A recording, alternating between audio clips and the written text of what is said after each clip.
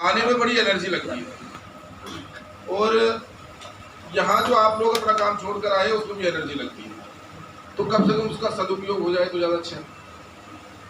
एक तो ये चीज़। दूसरी बात यह है कि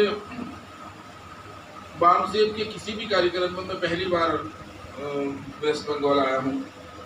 तकरीबन मैं 24-25 साल से इस मूवमेंट के साथ जुड़ा हुआ हूँ, लेकिन बंगाल में आने का ये पहला मौका है।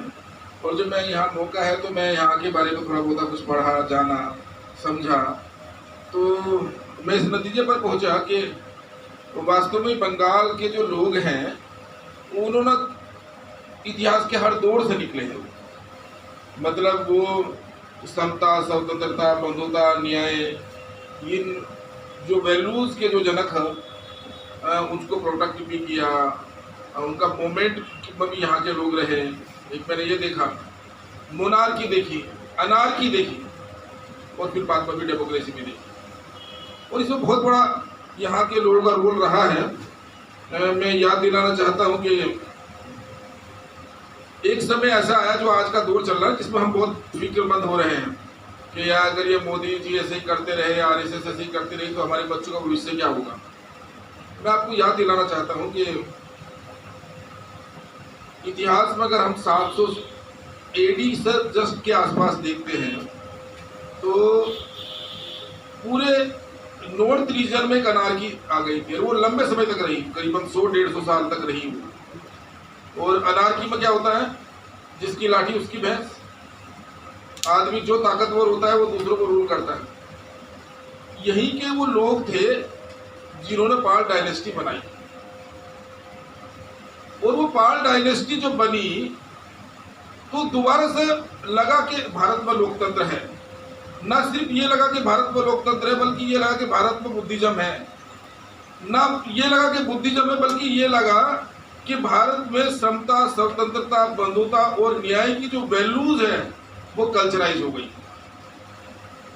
जितने भी यूनिवर्सिटीज पुरानी थी, चाहे वो विक्रमशिला यूनिवर्सिटी हो, चाहे वो नालंदा यूनिवर्सिटी हो, उसको एक तरीके से रिनोवेशन का काम बहुत बड़े पैमाने पर तो हुआ ही हुआ, बल्कि और भी मेरे ख्याल से बड़े बड़े बुद्धिज्म के केंद्र बनाए गए। क्या बोलते हो सर, महाजनपद, 16 महाजनपद इस ढंग के भी बनाए गए। और ये जो पाल डायनेस्टी है, ये एक तरीके से दोबारा से भारत के बहुत बड़े भूभाग में डेमोक्रेसी को सेव कर पाई, उसे बचा पाई। और ये मैं देखता हूँ, जब मैं देख रहा था तो ये करीबन 756 एडी से लेकर 1160 तक एक लंबे पीरियड तक वो उन्होंने रूल किया है यहाँ पर। मैं ये देखता हूँ कि जब भी भले ही बुद्धिज्म को जब हम कैडर कैंप में पढ़ाते हैं तो हम ये बताते हैं कि भाई 184 BC में जो आखिरी राजा था मौर्य वंश का, उसकी डेथ हुई, और पुष्यमित्र सूर्य के बाद बुद्धिज्म विलुप्त हुआ। लेकिन मैं ये हमेशा देखता हूँ कि ये जो वैल्यूज हैं ये भारत के लोगों में हमेशा मौजूद है। जब भी वक्त आया तो वो वैल्यूज ने दिखाया कि नहीं भाई अभी वो जिंदा है, लोगों में मरी नहीं। हम जब भारत के संविधान की बात करते हैं, कितना खत्म हुआ कितना नहीं है, ये जब हम देखते हैं तो वो जो वैल्यूज डॉक्टर बाबा साहब अम्बेडकर ने इसमें डाली, आप उससे तुलना कीजिए कि कितना इम्प्लीमेंट हुआ, कितना नहीं हुआ, और अगर नहीं हुआ है तो क्यों नहीं हुआ है, और हुआ है तो क्यों हुआ है। तो मेरे से पहले दास साहब ने बताया विस्तार से कि वो बंगाल के ही लोग थे जो आज भारत का संविधान आप जो देख रहे हैं, जिसे हम महान बता रहे हैं, जिसे दुनिया वाले महान बता रहे हैं, वो वैसा ना लिखा होता अगर ये बंगाल के आप जैसे साथी ना होते। ये बहुत बड़ा श्रेय जाता है बंगाल के उन बुजुर्गों को जिन्होंने वक्त को पहचाना, और डॉक्टर बाबा साहब अम्बेडकर, ये दो गुरु जी हैं, हरिचंद ठाकुर जी, गुरुचंद ठाकुर जी और योगेंद्र मंडल जी जैसी शख्सियत हुई।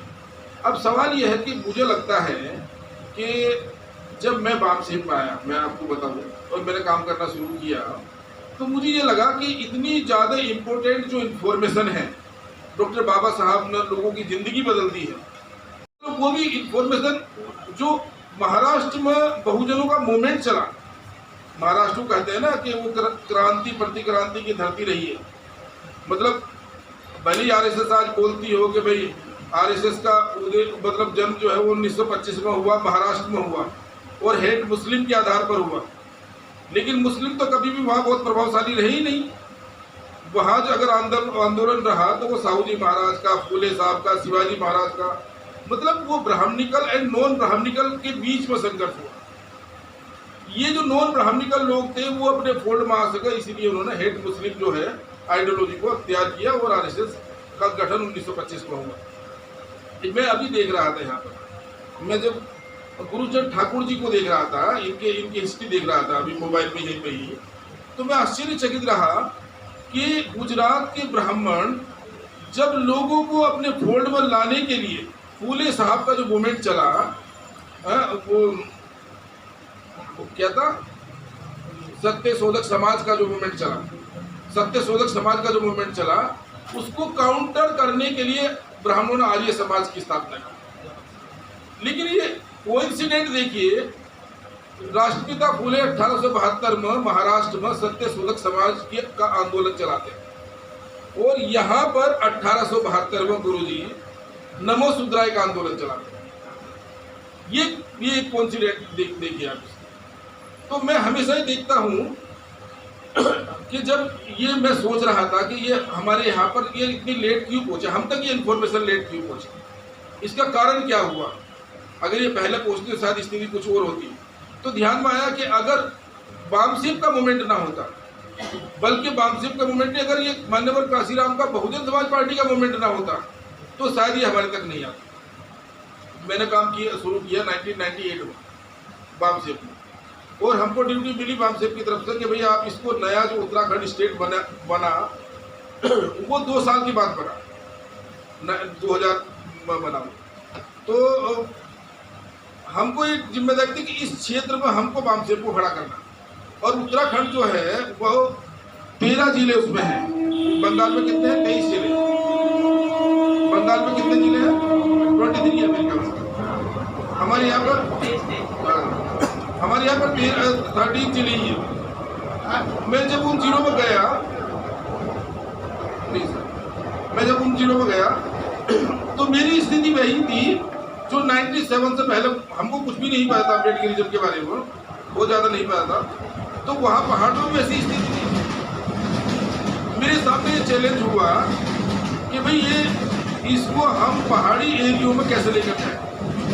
इस ऑर्गेनाइजेशन का स्ट्रक्चर जो खड़ा करना, स्ट्रक्चर ही नहीं खड़ा करना बल्कि आइडियोलॉजी जो पेनिट्रेट करती है उसको कैसे हमको खड़ा करना है।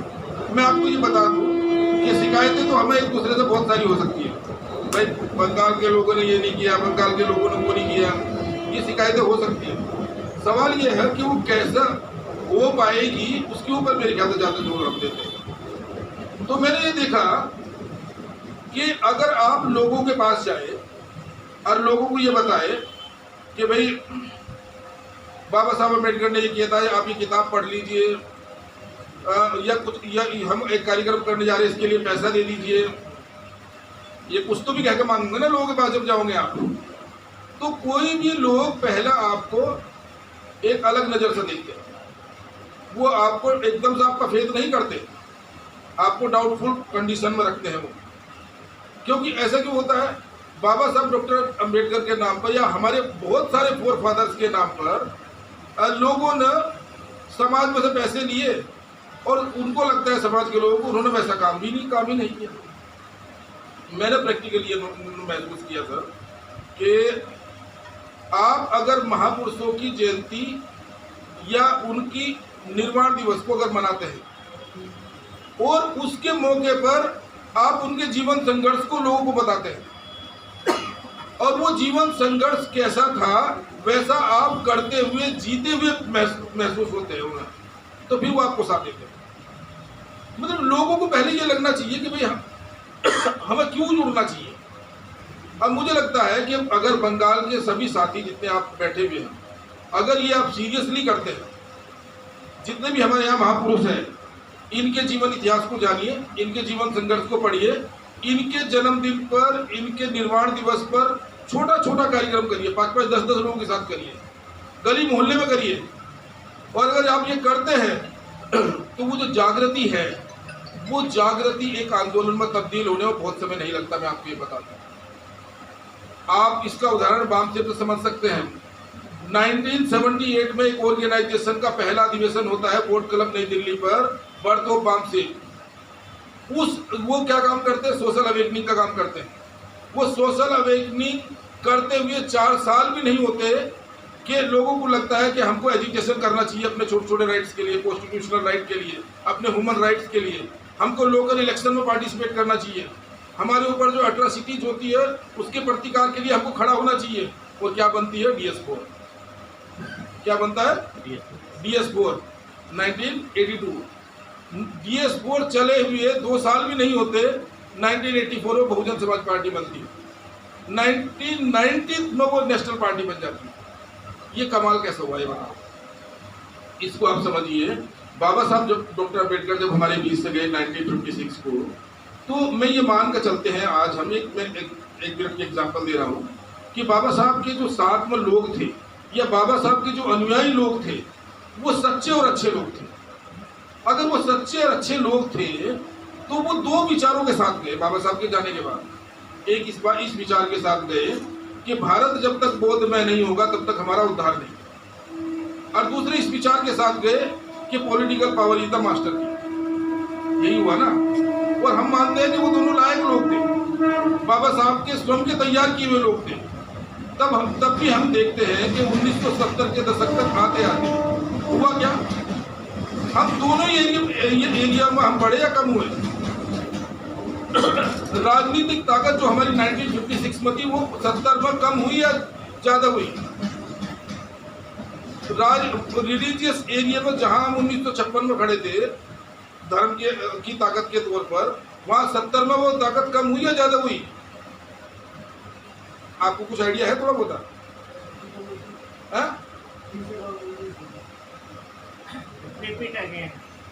मैं कहना ये चाहता हूँ, बाबा साहब डॉक्टर अम्बेडकर जब 1956 में हमारे साथ थे, हमारे पास में थे, तो जो हमारी धार्मिक ताकत और राजनीतिक ताकत थी, उनके जाने के बाद 1970 में अगर हम उसे देखते हैं वो ताकत कम हुई या ज्यादा हुई? 1970 में बढ़ी।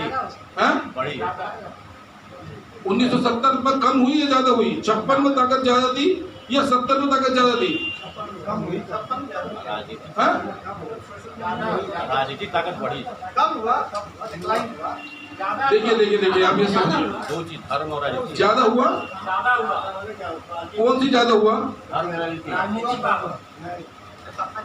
इसको ठीक से समझिए कि 1956 में जहां हमारी ताकत जितनी थी, RBI शेड्यूल कास्ट फेडरेशन के माध्यम से बाबा साहब ने जो दखलंदाजी की वो ताकत ज्यादा थी। उनके जाने के बाद जो RBI बनी वो RBI 1970 तक आते आते 11 भागों में टूट गई। 11 भाग हो गई, कमजोर हो गया। हमारी राजनीतिक ताकत 0 की तरफ चली गई। बुद्धिज्म का काम जो 14 अक्टूबर 1956 और 15 अक्टूबर 1956 को, इन 2 दिन में ही 10 लाख लोगों से ज्यादा बौद्ध धर्म की दीक्षा ली थी। ये बौद्ध धर्म का जो काम है ये पूरे महाराष्ट्र से सिमट कर कुछ सिलेक्टेड जिलों में रह गया, 1970 तक आते आते वामसेप के निर्माताओं ने जब इसको महसूस किया ये क्यों हुआ, क्योंकि उन लोगों को हम खराब नहीं बता रहे, उन लोगों को हम लायक लोग ही बता रहे हैं, और लायक लोगों के होते हुए रहते हुए ये हुआ। तो ये सोचने का मामला है। इसको लिया चैलेंज के तौर पर वामसेप के निर्माताओं ने, और उन्होंने इस बात को पाया कि हमें 2 चीजें पकड़नी चाहिए। जो बाबा साहब के जीवन के आखिरी दिनों को उन्होंने एनालाइज किया, और हूवर सुद्रा किताब का जो अभी धम्मी साहब ने जिक्र किया इधर, वो उन्होंने डेडिकेट की राष्ट्रपिता फूले को। उस किताब के पहले पन्ने पर लिखा, मेरे 3 गुरु हैं, कौन? तथागत गौतम बुद्धा, संत कबीर और राष्ट्रपिता फूले, इसका जिक्र करते हुए। और वो किताब को आप पढ़ते तो समझ में आता है कि बाबा साहब ये बताने की कोशिश कर रहे हैं कि अदर बैकवर्ड क्लास कौन है। इसका मतलब ये बताने की कोशिश कर रहे हैं OBC कौन है। ये किताब लिखकर उन्होंने इंडिकेशन दिया जब भारत छोड़ो आंदोलन का मूवमेंट शुरू हुआ कि सिर्फ SC और ST के दम पर हम अपने बलबूते पर सरकार भारत में नहीं बना सकते। इसके लिए अदर बैकवर्ड क्लासेस का जानना और साथ में आना कितना जरूरी है, ये बात बाबा साहब के लास्ट के टाइम को जब देखते हैं तो समझ में आती है। जब बाबा साहब को संविधान लिखने का मौका मिला तो आर्टिकल 340 अदर बैकवर्ड क्लास के आइडेंटिफाई करने के लिए कमीशन को नियुक्त होना चाहिए, इसकी बात करती है आर्टिकल 340। बाबा साहब ने आर्टिकल 340 पहले लिखा, जो शेड्यूल कास्ट के लिए आर्टिकल 341 है, शेड्यूल ट्राइब के लिए आर्टिकल 342 है, ये बात लिखा। वामसिप के निर्माताओं को समझ में आया अदर बैकवर्ड क्लास को भी लेना चाहिए, एससी को भी लेना चाहिए, एसटी को भी लेना चाहिए। और बाबा साहब के जाने के बाद 2 एरिया में काम हुआ, राजनीतिक एरिया में लोगों ने काम किया, धर्म के एरिया में लोगों ने काम किया, लेकिन सामाजिक जागृति के एरिया में दोनों में से किसी ने काम नहीं किया। सोशल अवेकनिंग नहीं होने की वजह से पॉलिटिकली भी हम वीक हुए और रिलीजियसली भी हम वीक हुए। तो ये दुनिया में जो एक यूनिवर्सल प्रिंसिपल है, सार्वजनिक सिद्धांत है कि दुनिया में सामाजिक क्रांति के बाद ही राजनीतिक और धार्मिक क्रांतियां सफल होती है, ये अपने आप को प्रूफ होता है। दूसरा प्रूफ मैंने बता ही दिया कि 78 में हम सोशल अवेकनिंग का काम शुरू करते हैं और हमारी राजनीतिक ताकत ही बढ़ी, हमारी रिलीजियस ताकत ही बढ़ी, हमारे एजुकेशन भी इस देश में बढ़े। ये सब कुछ हुआ तो सोशल अवेकनिंग की वजह से हुआ। यहाँ बंगाल में भी ये सोशल अवेकनिंग पहली कंडीशन है। आप गली गली मोहल्ले मोहल्ले जिस ढंग से, जितनी श्रद्धा के भाव से आप दुर्गा पूजा में सम्मिलित होते हैं, मेरे ख्याल से उससे भी ज़्यादा श्रद्धा भाव से, क्योंकि उसमें सिर्फ आपका कल्याण होगा। लेकिन अगर ये आप ये सोशल अवेकनिंग का काम करेंगे तो इसमें आपके बच्चों का कल्याण होगा, आपकी आने वाली पीढ़ी का कल्याण होगा। अगर ये सोशल अवेकनिंग के कार्यक्रम आप जितने बड़े पैमाने पर करते हैं, उतने बड़े पैमाने पर इस आंदोलन को खड़ा करने में साथियों सफलता मिलेगी। नंबर 1 बात, संविधान का मतलब है, आप इसे संविधान जो हम किताब देख रहे हैं ना, ये किताब संविधान के 2 पार्ट ही मेन संविधान है, fundamental right and directive principle of the state policy. इसके बाद का जो हिस्सा है वो पूरा इन दोनों के क्रियान्वयन की बात करता है, किस ढंग से इनको इंप्लीमेंट होना चाहिए। नंबर 2 बात, नंबर 3 मैं आपको बस मेरे ख्याल से नया सेशन शुरू होने वाला है, बाद में डिस्कशन होगा तो बताऊंगा। आप इसे इस बात से समझिए कि जो हमने ये सब्जेक्ट रखा है संविधान के व्यवहारिक पहलू में क्रियान्वयन, इसके लिए इसकी जो प्रेम्बल में चीजें दी गई है और जो ये वैल्यूज है, ह्यूमन वैल्यूज है, वो समता, स्वतंत्रता, बंधुता और न्याय। आप आज ये विचार कीजिए कि सामाजिक, आर्थिक, राजनीतिक न्याय, विचार, अभिव्यक्ति, विश्वास, धर्म और उपासना, ये जो स्वतंत्रता की बात हम प्रेम्बल में कही गई है, व्यवहार में कितनी है। इस देश की सरकारें जो बनी, उन्होंने इनको, यही तो मेन चीज थी ना जो करनी थी हमको, कि भारत के नागरिकों को ये स्वतंत्रता मिले। ये स्वतंत्रता कुछ हद तक मिली, मैं ये नहीं कह रहा हूँ कि बिल्कुल नहीं मिली, कुछ हद तक मिली है, लेकिन कोई भी सरकार आए उसके लिए रोड मैप तो यही है ना, संविधान है। अगर ये नहीं हो रही है, और अभी तो बिल्कुल ये कहा जा रहा है और लग रहा है, दिख रहा है कि वर्तमान जो मोदी सरकार है वो इस संविधान को उन्होंने बिल्कुल टोटली बाईपास कर दिया। कांग्रेस ने भी बाईपास किया था, कम्युनिस्टों ने भी बाईपास किया था, है? अभी अगर मैं संविधान के साथ साथ यहाँ के कम्युनिज्म की बात बताऊँ, भारतीय कम्युनिस्ट पार्टी का गठन तो भारत में नहीं हुआ, आप तो जानते हैं ना, ताशकंद में हुआ। और कम्युनिज्म का जो बीज जिस तरीके के वातावरण में फलता और फूलता है, वो सारी कंडीशनें भारत में, वेस्ट बंगाल में मौजूद थी। यहाँ वो बीज आज वट वृक्ष बन जाना चाहिए था, लेकिन वो बीज कभी फला ही नहीं है। उसका कारण ये था कि कम्युनिज्म जिनके खिलाफ बगावत की बात करता है, ये बीज उन्हीं के द्वारा लाया गया है। जो इंडस्ट्रियलिस्ट हैं, कौन थे वो इंडस्ट्रियलिस्ट? कोई बहुजन समाज के लोग थे या शोकांड प्रकाश के लोग थे, और वही इसके लाने वाले हैं। तो उन्होंने भारत में ये पूरे बीज बोने की बजाय ये बीज कहीं क्रांति खड़ी ना कर दे, उसके लिए वेस्ट बंगाल के बाहर वो मुश्किल ही गया, और यहाँ उन्होंने वो सिचुएशन पैदा होने नहीं दी कभी भी।